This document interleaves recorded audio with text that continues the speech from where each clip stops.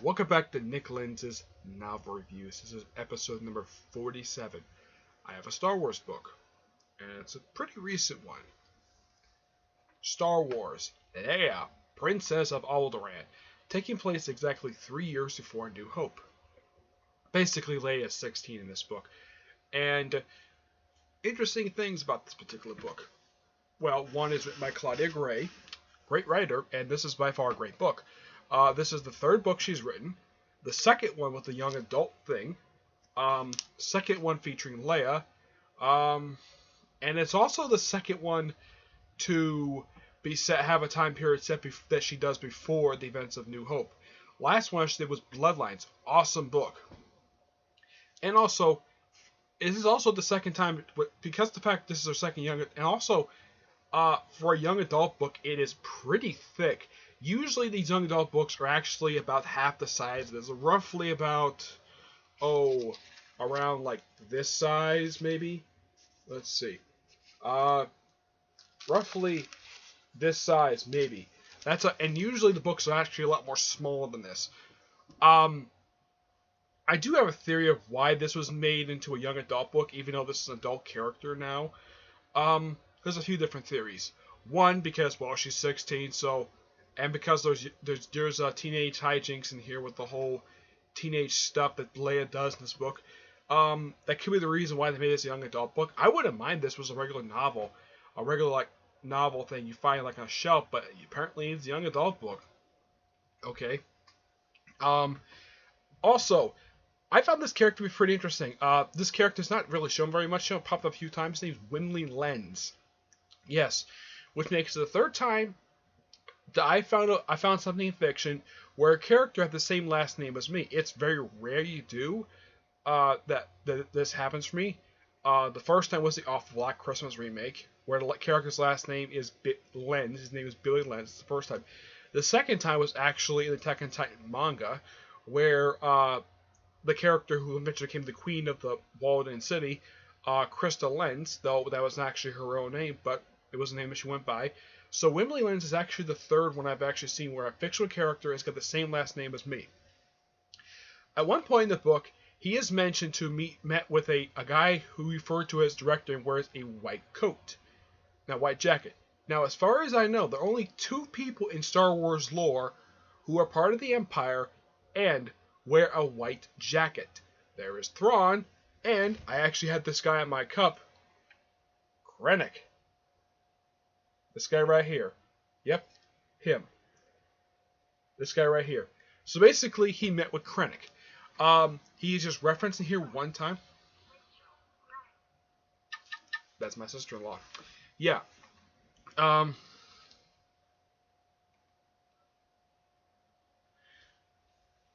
of course, Saw Gerrera is referenced at least a few times in here. So we have stuff basically references to characters who pop up in Rogue One.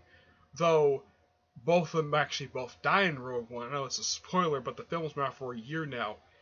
Though in the case of the two of them, they do have one thing in common. They both died the same way. They both were killed by the frickin' Death Star. I'm not kidding. That is how they died. They were killed by the Death Star. Yeah, the Death Star responsible for their deaths. Saw Gerrera is responsible for an explosion that happens on Naboo, the Emperor's home planet. Now, they don't bring up the fact in here that Leia's biological mother is actually from Naboo. They don't bring that up at all for some reason. I don't know why. They just don't. Palpatine himself is actually seen once the entire book. If you want to think of one popular Empire character pops up frequently in this book, it's Grand Moff Wolf Tarkin. Yeah, he pops up several times in here, which makes sense. Leia knew him in New Hope because, like, oh, Governor Tarkin, I recognize your foul stench when I was brought on board. Yeah, that was a line written by George Lucas and said by the late Carrie Fisher. So, this book kind of explains how they met. They met on Coruscant. So, at least that this book does explain how she met Tarkin. I guess Claudia Gray is like, okay, so at what point could she possibly met him? I mean, it probably be after, because if you look at her in the film, she's probably if you see her in New Hope, she's very well experienced with the rebellion. Here is basically at the start. It was like, it must have been at some point when she started doing this, so why not have it when she's 16? Which, okay, fine. She probably couldn't do it when she was probably younger, but 16 is a good place for her to start. And she also had a boyfriend in the series, who got killed off toward the end of the book. Yeah, he actually got killed, surprisingly. So basically, Leia has a boyfriend before. Basically, she's with a guy before she meets Han. But it's never stated if these two had sex. They just made out and hung around each other. They probably really didn't. They really probably did love each other. But yeah, and there's no point in this book where she's named a senator. She's part of the apprentice legislature. Basically, these are politicians in training, and that's pretty much the basis of this book. And she basically stumbles upon the rebellion by accident. She basically investigating some signal, and she just happens to find one of the rebel bases just by sheer coincidence. I don't have a problem with that per se. This book is apparently supposed to plant seeds for Last Jedi. Maybe, I don't know, maybe it does, but I couldn't really tell because I was just trying to really enjoy the book. But to me, basically, it felt like it was more planting seeds for Rogue One than it was Star Wars: The Last Jedi, which is coming in a couple months. Even on the cover, it says "Journey to Star Wars: The Last Jedi." I kind of felt as though you don't really see much for seeds. I don't really know because I don't know what the plot is going to be for Last Jedi when it comes. I'm looking forward to seeing it in a couple months. But yeah, this is by far a really good book. Now, in the book, basically, at the start of it, Leia has to go through her day of demand. Basically, now that she's 16, she has to prove her worthy to be basically an invested crown princess. So she has to go through a series of trials, basically of heart, mind, body, and I think soul as well. Basically, about a series about 3 or 4 challenges. And she does accomplish those. I won't tell how she accomplished them, but she does accomplish them. Oh yeah, Mon Mothma's in this book. And interesting thing, we find out what if you do not know what Alderaa's position is on Alderaan, aside from the fact he's a senator from the planet, his position is Viceroy. Yes, his position is Viceroy. Which I'm like, okay, that's actually quite interesting. Yep. And we also find out Leia's adopted mother's name. The name was Bav, I think her name is. I have to look it up in here. What is her name? I know it's in here at the beginning. Let's see. Her name is Breha. It's Breha. That is her adopted mother's name. Now, her only known physical appearance on screen was basically a non-speaking cameo in Revenge of the Sith. That was her only known physical appearance on screen. Bail Organa has appeared at least, at the top of my head, on screen. He's appeared in 3 films, and at least, so far, I haven't really watched the series yet, at least about 2 episodes of Rebels. And he did also appear frequently on Star Wars: The Clone Wars. So, this is a character who appeared a lot. So, I had a pretty good idea who he is. I knew who Tarkin was because I've seen New Hope, and plus, I've actually read at least one other novel featuring the character, the book Tarkin, awesome book. I believe the writer of the book was James Luceno. Yeah, it's actually the first book I think he wrote for the new canon. I think it was him. As far as I know, I think Tarkin does show up in Thrawn as well. So this is actually his 3rd novel appearance that he's made in the new canon. Pre-canon, I think he appeared once in the original canon. I think he appeared like once or twice. Correct me if I'm wrong in the comments below if he appeared any more times. I can't really think of any other time he actually appeared in the original expanded universe, aside from the adaptation of A New Hope. And I believe he also appeared in the novel Death Star. He appeared in that one as well. But I can't honestly think of any other time he appeared in the original canon. Yeah, all I can think of is like maybe 2 books: the adaptation of New Hope and the book Death Star. That is it. Unless he appeared in some other book, I don't know, because I haven't read every single book of the original canon, of the original expanded universe canon. I don't know. If he did appear more than just 2 books, please listen in the comments below. But as for new canon, this is by far, I believe, his 3rd appearance. Yes, I believe this is his 3rd appearance in the new canon.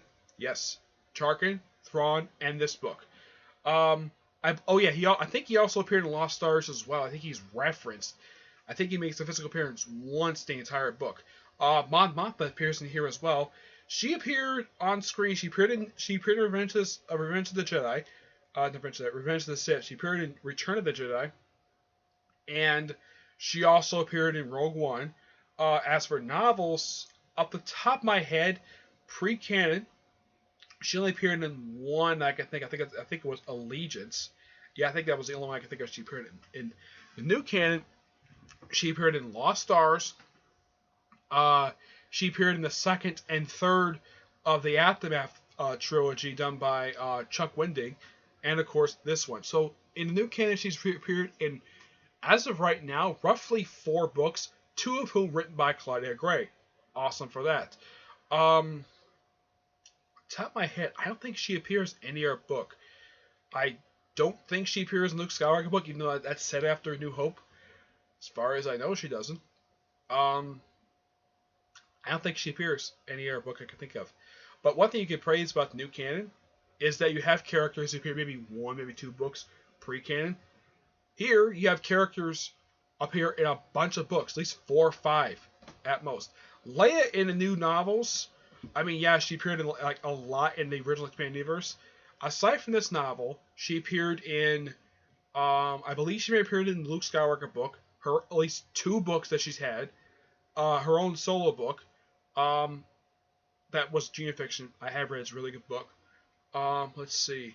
There's also Bloodlines. She's appeared in a good chunk of these novels. The only novel I can think of that's actually of new canon, after New Hope, that she does not appear in is the first Aftermath book. She does not make a physical appearance in that book at all.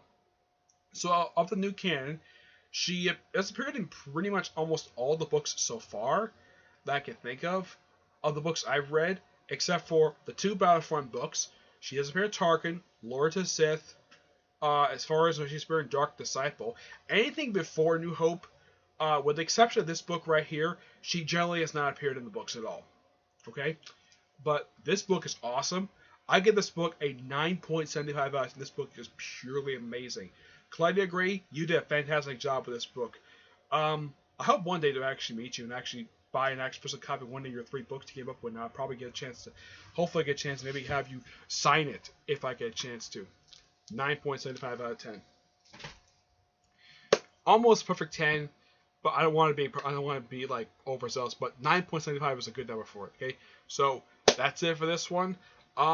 Next episode I'm going to do a Star Trek book. Yes, next episode is going to be a Star Trek book, and it's going to be a book from Enterprise. Okay, but until I see you all in my next episode, which will be episode 48. Yep, 48. But until then, I will see you there. Bye.